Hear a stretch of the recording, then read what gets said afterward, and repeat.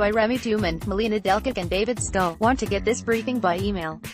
Here's the sign-up. Good evening. Here's the latest. Image credit Doug Mills. The New York Times 1. The Senate voted to block President Trump's declaration of a national emergency on the border with Mexico, setting up the first veto of his presidency. 12 Republicans joined all 47 Democratic senators, after the House passed a similar resolution last month. The declaration would have redirected $3.6 billion from military construction projects toward building the border wall, even after Congress rejected a funding request. The bipartisan review was the first time Congress has blocked a presidential emergency declaration. It's pure and simple. It's a vote for border security. It's a vote for no crime. Mr. Trump, above, told reporters ahead of the vote. Earlier in the day, the House voted overwhelmingly to demand the public release of the special counsel's report on the Russia investigation. Credited Baruch Roy, Reuters 2. The captain of the doomed Ethiopian Airlines jetliner seemed calm at first. Then he sounded panicked. Minutes after takeoff from Addis Ababa on Sunday, his Boeing 737 MAX 8 had accelerated to abnormally high speeds. Brake, request back to home, he urgently radioed controllers, who had seen that the jet was oscillating vertically by hundreds of feet. Credit Parliamentary Recording Unit, via Reuters 3.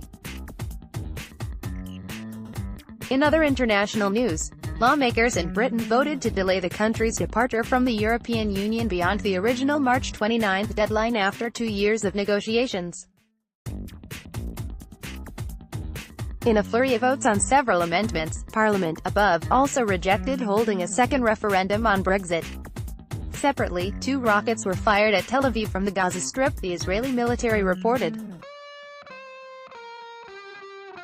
One landed in an open area, and the other was intercepted by Israel's Iron Dome missile defense system. Initial Israeli news media report said there was no damage or casualties. Credit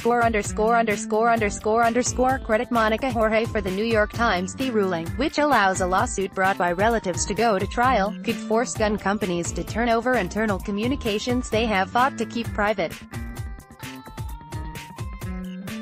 It also validates the new strategy lawyers use to find a route around federal protections for gun makers.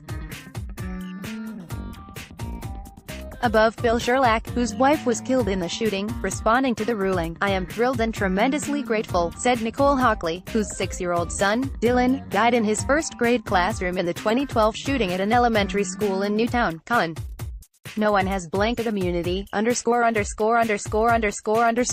Frederick J. Brown, Agence France Presse, Getty Images. Credit Ode Heisler, The New York Times. Credit Jefferson Siegel for The New York Times 7.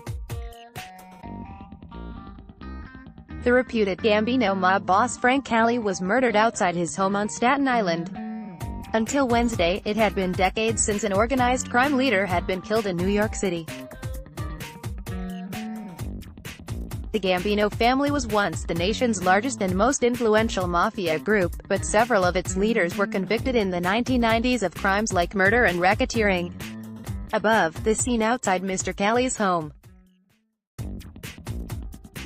Mr. Cali, 53, rose to power by avoiding detection, nothing like John Gotti, the Dapper Don, who ruled the same operation when Mr. Cali was a little boy. Here are 5 other high-profile mob hits in New York City from over the years. Credit James Whitlow Delano for The New York Times 8. Japan's ice monsters are disappearing.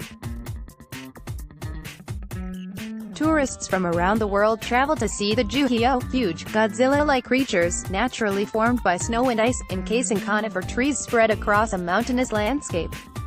Researchers have tracked a steady deterioration of the ice monsters because of warming temperatures. I am very worried about greenhouse effects, said a professor. At the end of the century, the Juhyo will disappear from Earth.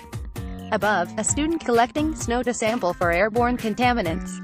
In other climate news, students in more than 100 countries are planning to skip class on Friday to demand action on climate change. Credit Chang W. Lee, The New York Times 9.